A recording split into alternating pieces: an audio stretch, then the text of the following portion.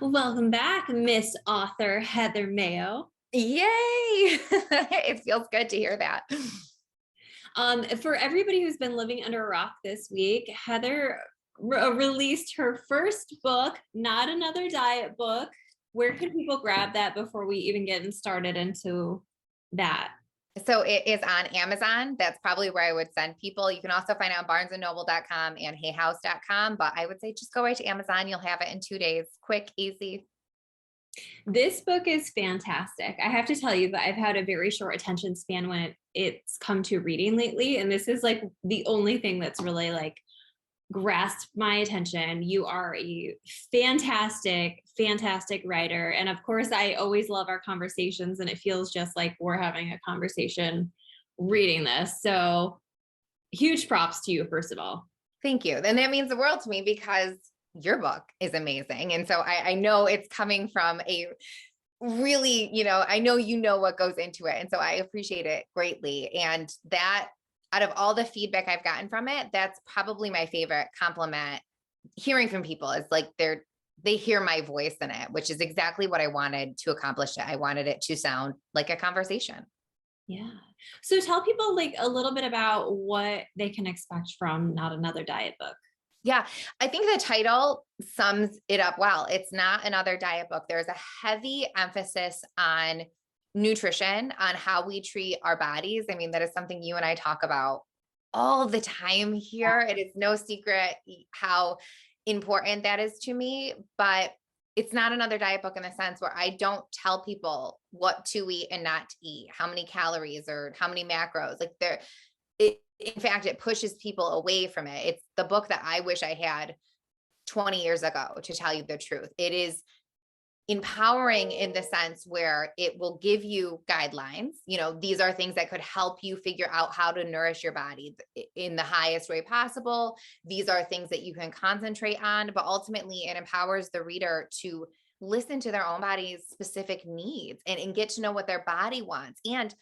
And I want to encourage that because we are in such a culture of good food and bad food and clean. And listen, here's the thing. We can have a whole conversation about that. I am not a fan of heavily processed diets. The standard American diet is shit and it is royally fucking people up.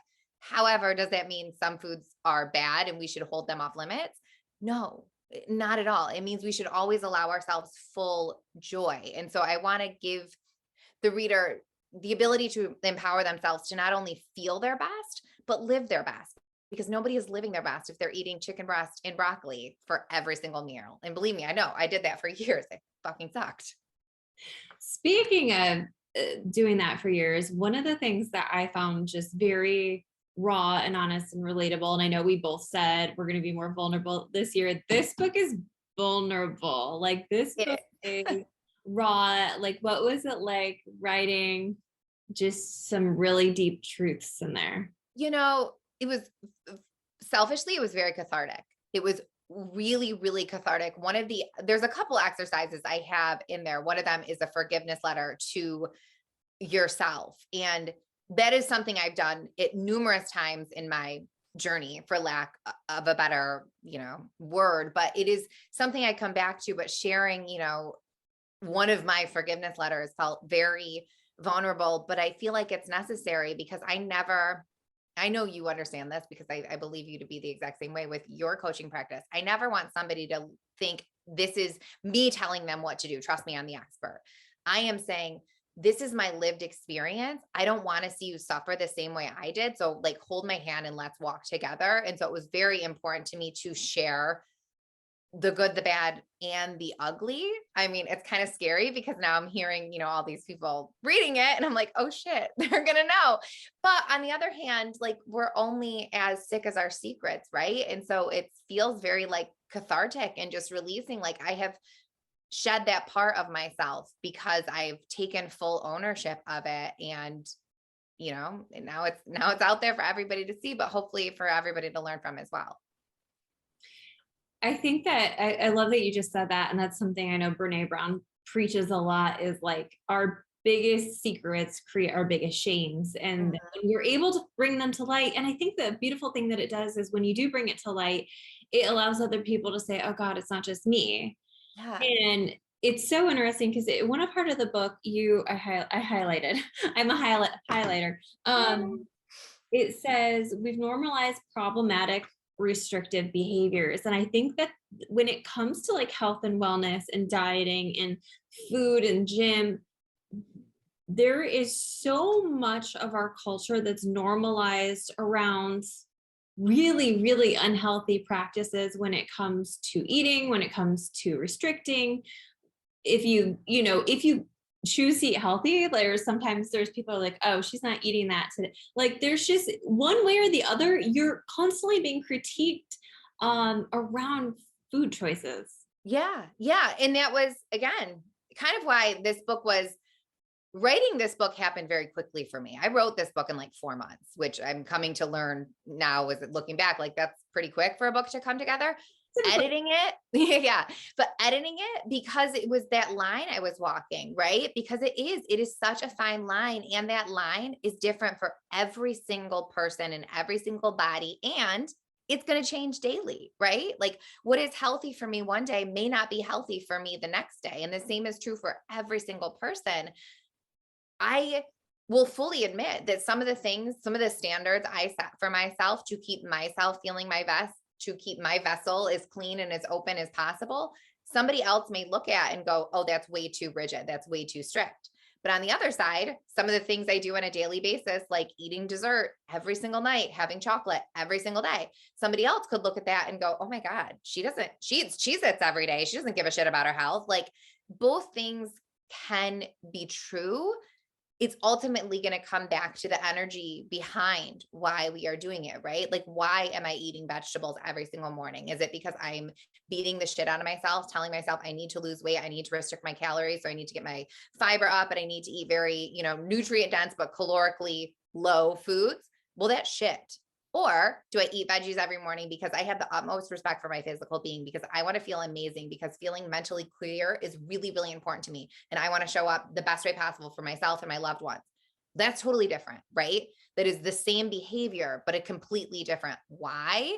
And I think it's really important for people to understand that. And especially in this diet space where diet culture has kind of taken so many healthy, for lack of a better term, things and claim them for their own. And so now we're at this place where people think, well, I can't meal prep unless I'm on a diet. Bullshit. I think meal prep is foundational self-care for almost every single person. And so it's like, we need to re-examine how we are viewing things, but also why we are using things, because things like meal prep, eating enough vegetables, drinking enough water, getting enough movement in, I think a lot of women have used those things to their detriment.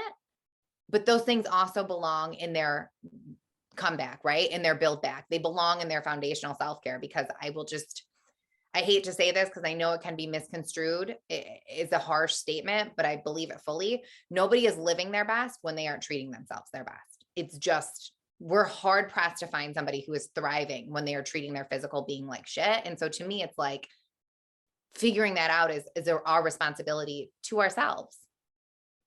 That was a tangent.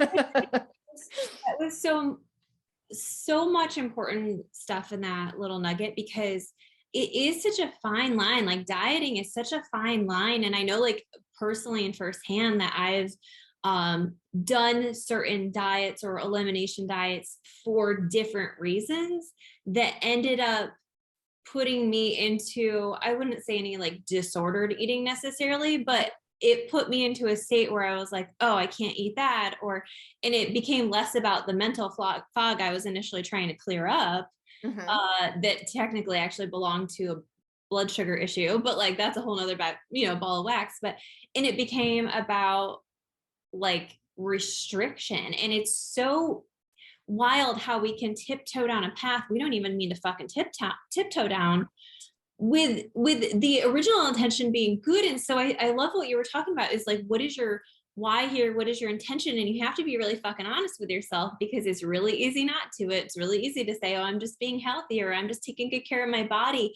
And so I know you're big on calling bullshit, but I think the honesty piece has that gotten out of hand? Has that gotten more restrictive? Like I ended up throwing away my scale maybe God, it's probably been a year, probably since Healthy Hot Girl Summer. So that conversation, because I realized that me clearing up my mental fog was turning into weighing myself every morning, which is something I never did. And so it's all of these conversations that we're all not having because we're all trying to come off as this perfect image of health and dieting and wellness. And either we are, or we're like, oh, we're sitting on the bag, on the couch with a bag of chips. Like, it's not a lot of middle ground right now. No. And I think I like that you said what started out as one thing can transition into another. That's true. So much true with, especially again, this diet space, and why it's so important to continue that check-in process because, and God knows I've been there. I used to coach people professionally through elimination programs. And that was hindsight's 2020, right? Do I regret that period of my life? Yes and no. Would I change it? I don't know, because it taught me a lot. And it was kind of the last step in my this is bullshit, I need to stop doing this shit to myself journey, but I was seeing the same patterns with literally hundreds. I helped hundreds of women go through this program. And it was say I had 250 people that I led through it, 249 of them ended up shittier than they started it, because it fucked with your head of this is good, this is bad, I can't have this, I can't have this. And so what started out with good intentions morphed into something completely different. And it's my belief that why that happened is because every single woman, myself included, and I believe this to be true of anybody following a diet that is coming from some sort of expert, somebody outside of themselves, all we are doing is getting good at listening to other people and tuning out ourselves. That's all we are doing, which, we can have whole what is that doing to our intuition? How the fuck are we going to hear our higher self talking when we can't even trust our hunger, when we don't even trust our cravings, and we can't figure out what those mean? And so it's that's why it's not another diet book. It's not just us abusing our physical beings. We are turning off, listening to ourselves, listening to our intuition, because we are chasing some arbitrary number on a scale that means absolutely fucking nothing. And it's hard to see that when you're in it. But then when you're out of it, you can look back and go, oh my God, I was not being good to myself at that moment of time. Again, highlighting, one of the things that you said in your book was attack the diets, not the result of them. Our quest to be good is what's making us be bad. And I love that, because I think that goes universally. That's a universal idea. Our quest for being good and the way we treat ourselves and our body oftentimes is what leads us down a path. And one of the things that you reference frequently throughout this book, which I love, is just coming back to who am I? What do I want? How do I feel in my body today? And making it just a mission of presence, of instead of declaring something good or bad, or saying I'm bad because I ate ice cream today, or whatever the case might be, that we're coming back to who am I as a whole, and how do I hear myself speak despite all of these ideas that have been thrown at me. Yeah, absolutely. Absolutely. And that's just, to your first point, something, and again, personally and professionally, I did this to myself for years. And I see it all the time in the gym and in my coaching practice.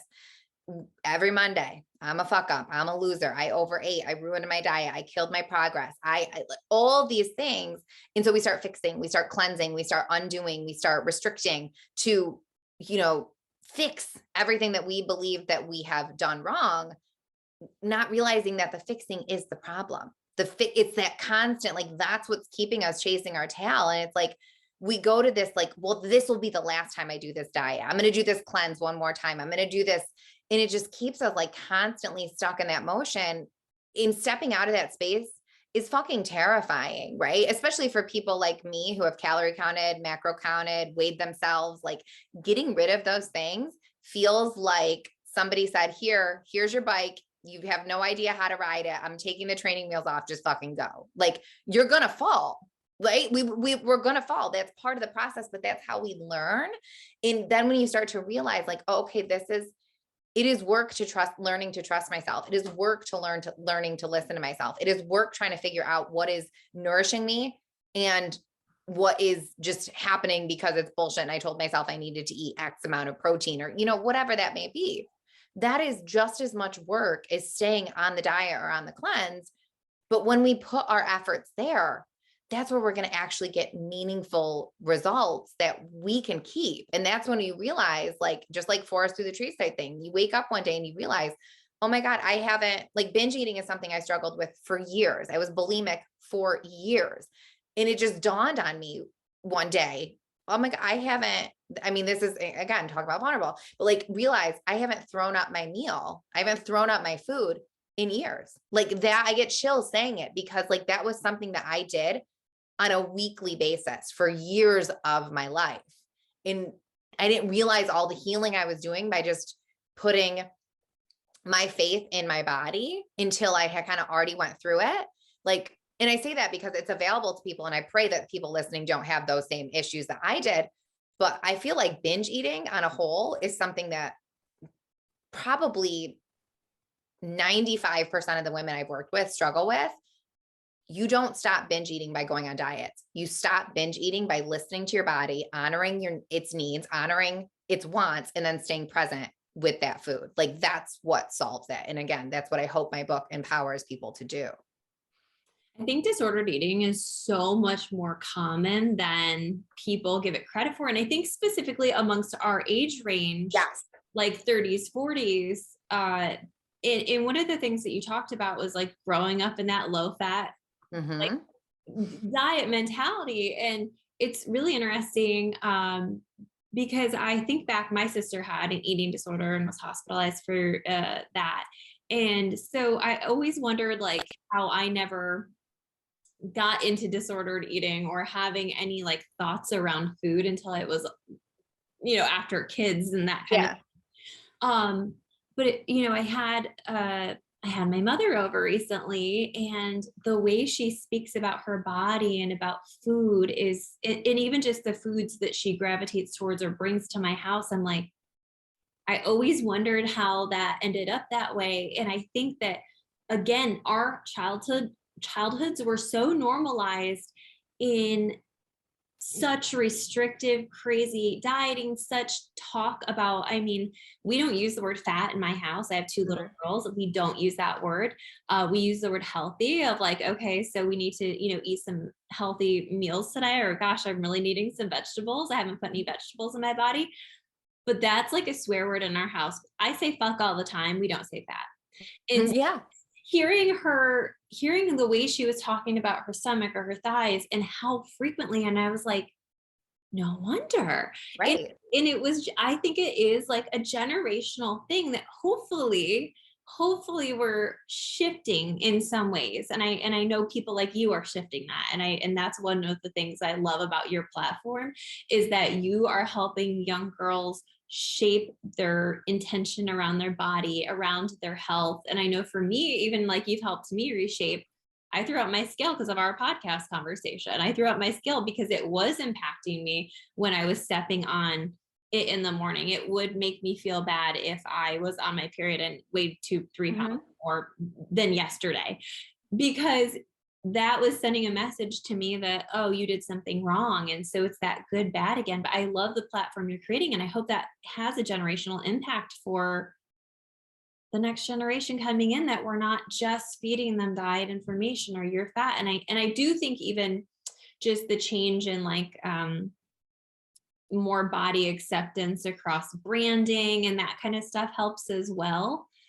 But yeah, that was a major message growing up that I luckily didn't take in, but I see it now and how I could have easily taken it in. Yeah. And it's such a, because like you said, it's our I'm a mother too. It's our responsibility to our children to give them all the tools to live their healthiest life. And so it's not like I want to sit down and give my kids takeout 7 days a week because, no food is off limits. Like, yeah, that's absolutely true in my household. No food is off limits. If you want a cookie, you can have a cookie. How do you feel? Right? Like, what does your body need? Like, did you already have a cookie? Like, are you feeling a little tired? Like, are you feeling, like That was never taught to me at all. Like I was basically taught that food had calories, food was, junky or not junky. My parents were kind of ahead of the curve when it came to processed foods. And so like we were eating, I didn't know that white bread existed until I was I remember seeing it in second grade and being like, what is that bread?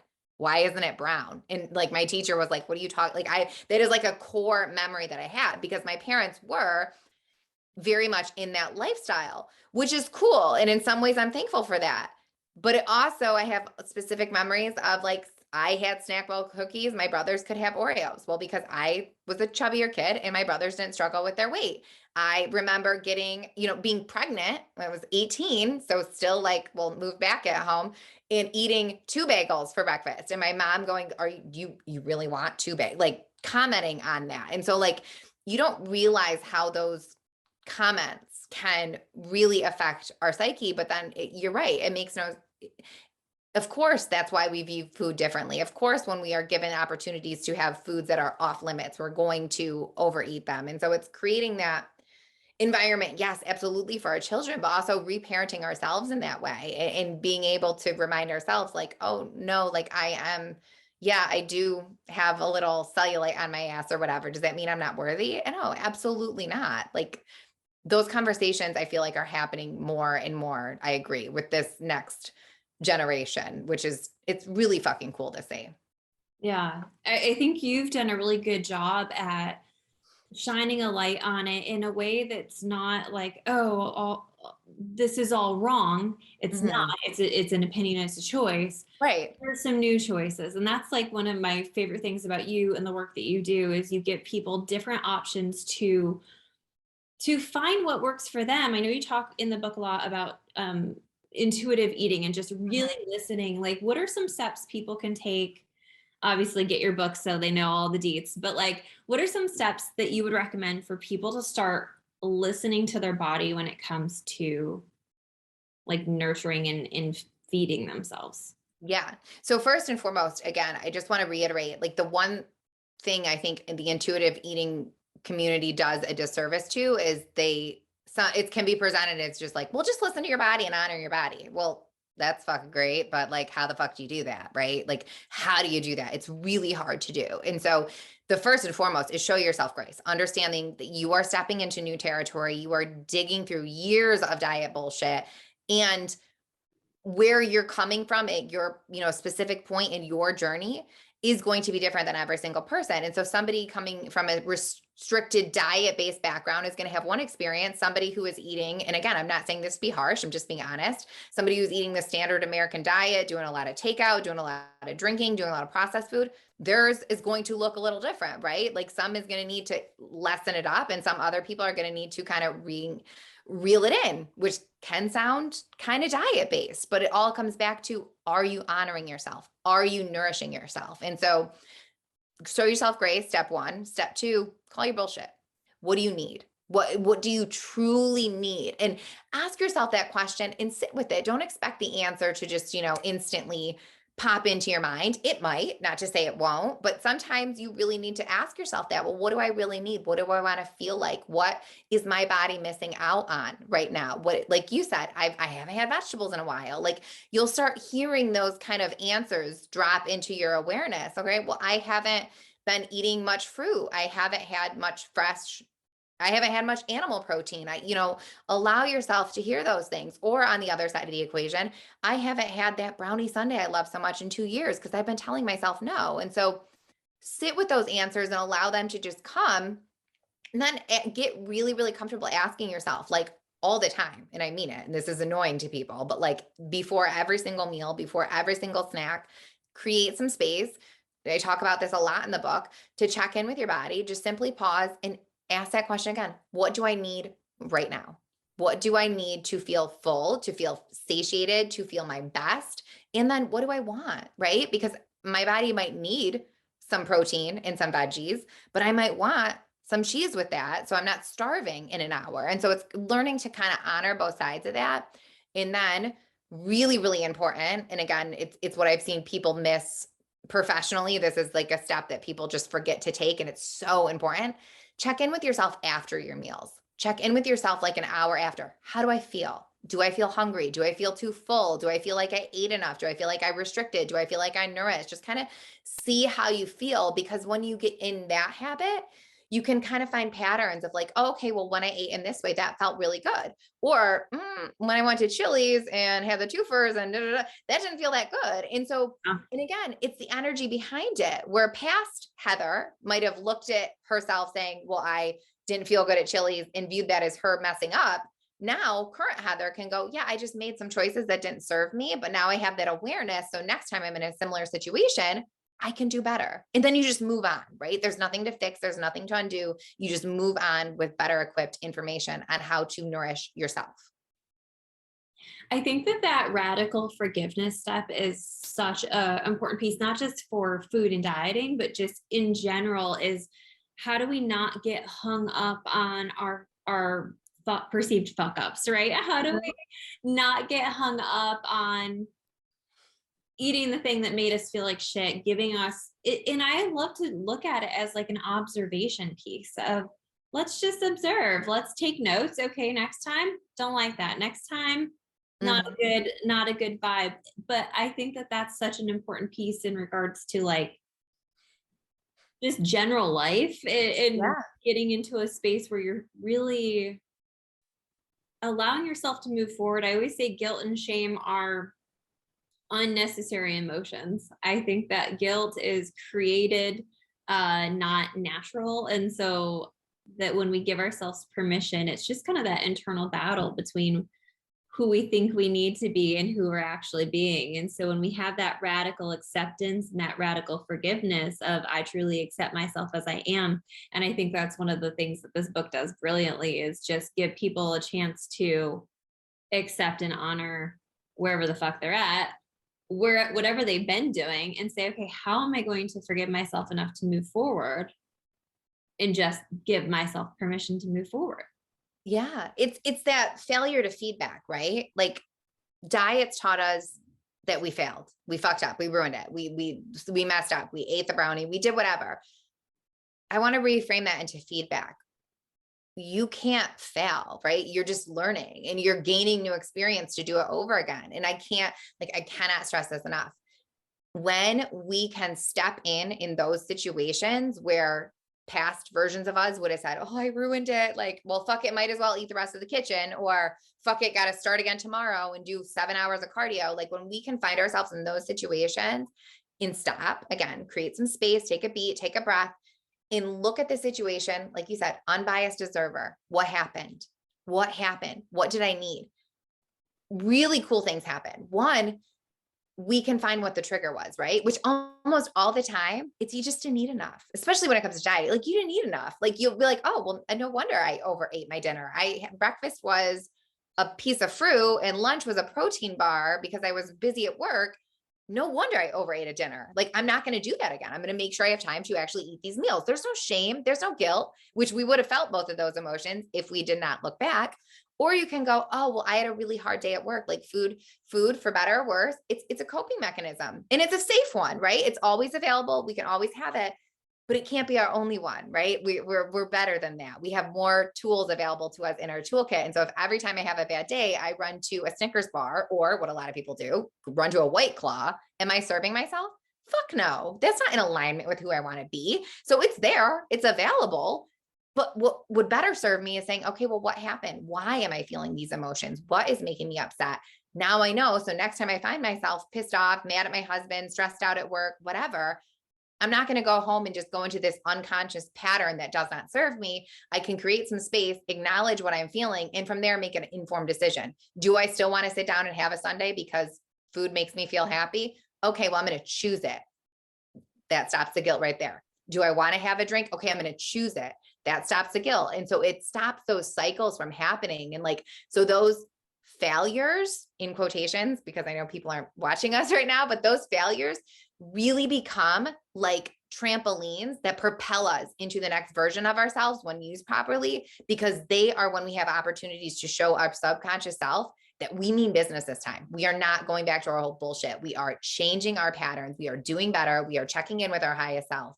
And like you can see how excited I get talking about it. Like that is when, and like you said, that It's not another diet book, because that shit, it cascades everywhere in our lives. And you're right. Then we start finding ourselves like in situations that have nothing to do with food, and we're just reacting better. We're not snapping at coworkers. We're not snapping at our children. We're just being better humans because we've learned how to create space and we've learned how to observe patterns. And it changes our whole fucking life. One of the things that I love that you bring into this book a lot, and just into your work in general, is that idea of like your highest self and that energy and that divine. How does that fit in with this diet culture? It's Thank you for bringing that up, because it's really like, that's a root of the book that I completely would have missed out if you did not bring that up. So I appreciate that. I believe diet culture, toxic, not positive wellness culture, but toxic wellness culture, they leave highest self completely out of the equation. And so for anybody listening who is like, what the fuck is highest self? To me, highest self is just a concept of, who are you when you are thriving? Who are you when you are showing up fully in your life? Who are you when you are treating yourself amazing? When you are being that version of you that you strive to be, right? Like, it's not make believe like, I'm going to be Kim Kardashian. No, no, no. It is, I am myself, but I am myself doing my absolute best. Like, that's my highest self. And so in terms of eating, well, how does my highest self eat? My highest self absolutely is eating a ton of vegetables. She's drinking so much water. She's getting in lots of movement. She's getting in plenty of sleep, lots of animal protein, but she's also eating Sour Patch Kids because they make her happy. And depriving myself does not fit in with alignment of my highest self. And that's where diet culture goes wrong, because it just puts all of these healthy behaviors into a box that only manipulate our physical beings and completely disregard our mental and spiritual selves and the ways that we should be nourishing ourselves fully. And so we can't just, when we're thinking about food, we can't just think about what it's going to do to our waistlines. We need to think about how it's affecting our mental capacity as well. I love using the high self as a guideline too. Yes. What does she look like? What does she do? What does she dress like? And I think that you can translate that to that. I think that's, again, I feel like I'm like, this is my favorite part of the book. But my favorite part of the book is, this is mostly about health and nutrition. However, it translates so beautifully to every area of your life. Like, Yeah. even just I highlighted this part that's like, shining a light on our past bullshit is a powerful reminder that none of it worked. And just, I think that people need that moving forward. I think they need it with relationships. I think they need it with patterns of behavior or self-sabotage, like in other areas of their life. I think that these ideas are so beautifully interwoven to be not just about your health and wellness, but about your life in general. And I think using your highest self, inviting that energy in and letting it be a guide for you to use intuitive eating. Because I think, like, we forget that intuitive energy really thrives on intention. And so if your intention is, I want to be the best version of myself, when I'm the best version of myself, I'm energized. What are the things that make me feel energized? Like, this is one of the ways that I've really turned a lot of energy towards eating around for me, is like, I don't like feeling tired. I hate feeling tired. I don't feel like myself when I'm tired. And after I eat processed food or fast food or anything like that, I feel tired. And so I'm intentional about, like, man, I need a vegetable, or man, I really need a healthier breakfast, or man, I need to lay off the coffee because I crash at 2 p.m. every single time I drink coffee. So